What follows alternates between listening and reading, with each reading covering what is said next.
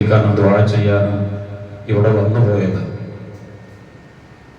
അതിൽ നിന്ന് മനസ്സിലാക്കാം ഒരാളുടെ സ്വീകാര്യത, ഒരാളുടെ മഹത്വത്തിന്റെ വലുപ്പം.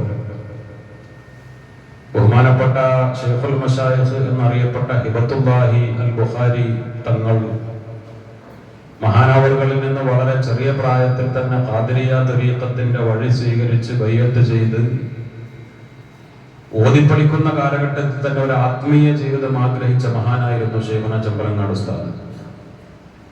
ഒരുപാട് മശായിഖന്മാരുമായി ബന്ധം പുലർത്തി.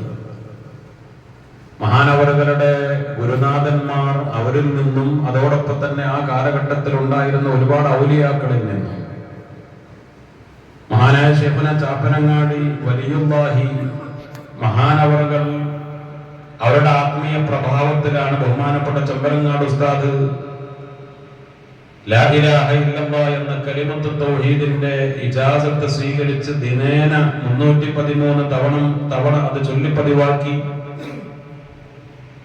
ആ ഒരു ആത്മീയമായ പ്രഭാവലയത്തിൽ നമുക്ക് നേതൃത്വം നൽകിയത് കക്കടിപ്പുറം അബൂബക്കർ മുസ്ലിയാർ നവറല്ലാഹു മർഖദ മഹാനവറുകളിൽ നിന്ന് ദലായിലുൽ ഖൈറാത്തിന്റെയും സുമ്മിന്റെ ഇജാസത്തും അസ്മാഉൽ ബദറിന്റെ ഇജാസത്തും അങ്ങനെയുള്ള ഒരുപാട് ഇജാസകൾ അവിടെ നിന്ന് സ്വീകരിച്ചു.